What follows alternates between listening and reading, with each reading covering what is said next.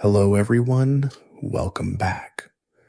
Before we dive into the world of ancient Egypt, take a moment to like this video, subscribe to the channel, and maybe even hit that little bell so you don't miss the next relaxing journey through history.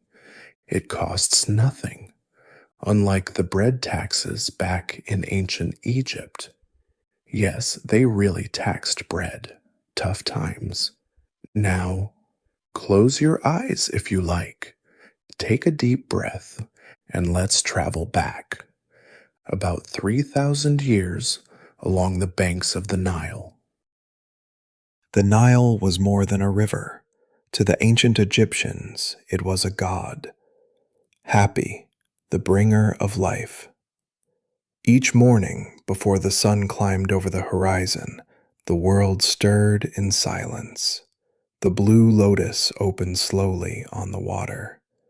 And within mud brick homes, families began their sacred routines. In one such house, near the town of Père Bastet, a woman named Neni stretches in the morning light. Her cat, of course, is already awake, because cats, even divine ones, have no respect for sleep. She slips a hand-woven shawl over her shoulders and makes her way to the hearth. The fire has kept a faint ember through the night. With dried straw and patience, she revives it, just as her mother taught her. She kneels, grinds wheat with a stone mill, her arms moving in a rhythm older than the pyramids. Bread was the heart of every Egyptian meal. Flat, round, coarse, sometimes full of sand if you weren't careful at the grindstone. They called it ta, and it came in countless shapes, cones, twists, loaves shaped like birds. Neni hums as she prepares the dough, mixing flour with water and a pinch of sour mash. Yesterday's ferment becomes today's rise. She shapes each loaf with care, lays them on hot stones, and watches them swell and darken. Before anyone eats, she places a small piece aside, an offering.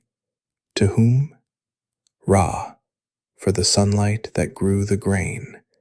Isis, for protecting the home. Osiris, god of life and rebirth, and perhaps the stomach too. The family gathers. Neni's husband, Kai, returns from the river with fresh water. Their children sleepily rub their eyes, drawn by the smell of warm bread.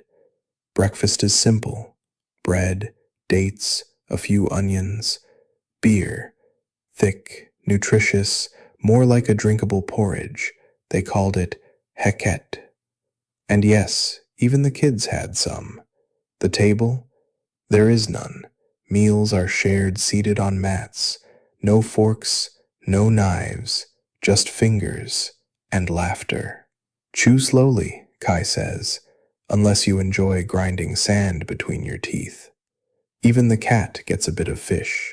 Of course she does. She's considered sacred, and she knows it. Behind the house is a small garden: beans, leeks, cucumbers, and coriander. Fig trees shade a clay bench. Papyrus sways near a shallow pool. Neni plucks fresh herbs, checks on the bees near the flowering acacia, and gathers a handful of lentils to soak for supper. Egyptians believed that food held spiritual energy, That each seed carried the magic of the earth, and each meal connected them to the divine rhythm of life. Even the humble onion was sacred, its layers a symbol of eternity, which is a poetic way to justify bad breath. By midday, the heat presses down. Kay heads to the village market, a shaded maze of stalls and sounds. Vendors shout the price of fresh fish, goose eggs, and honey. Scribes sit nearby, recording trades on sheets of papyrus. In the corner, a storyteller recites a tale of Horus and Set as children gather wide-eyed and grinning. Kay buys lentils, dried dates, and a precious handful of salt, a luxury often traded from faraway lands. As he leaves, a neighbor jokes, "Did you remember the garlic this time, or are we cursing our dinner again?" Back home, Nenny grinds spices in a stone bowl: cumin, coriander, a dash of fenugreek. The stew simmers: lentils, leeks, garlic, and fish from the river.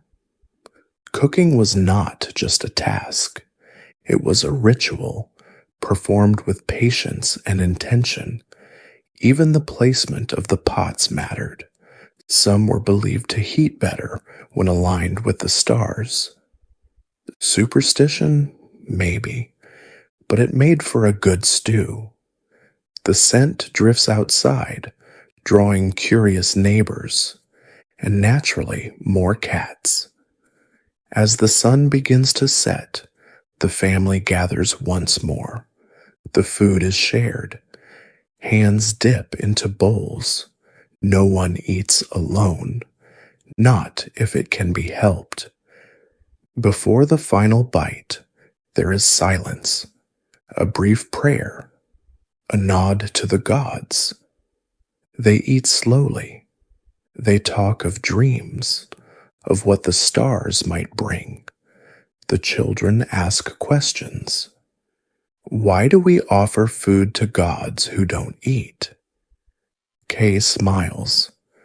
Because gratitude feeds more than hunger. The sky turns deep indigo. The Nile reflects the moonlight. Frogs begin their soft songs. The world slows down. In the quiet, Nenny tidies the hearth.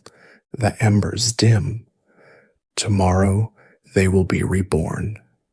She places one last piece of bread beside the small statue of Bess, protector of sleep and laughter. And as the house grows still, a single thought drifts through the air. Every meal is a story, a moment of thanks, a quiet miracle. Thank you for spending this time with us, walking along the Nile, listening to stories whispered by the past. If this brought you peace, a smile, or a little wonder, leave a like, share it with a friend, and subscribe for more quiet journeys through time. Until next time, may your meals be sacred and your cats well fed.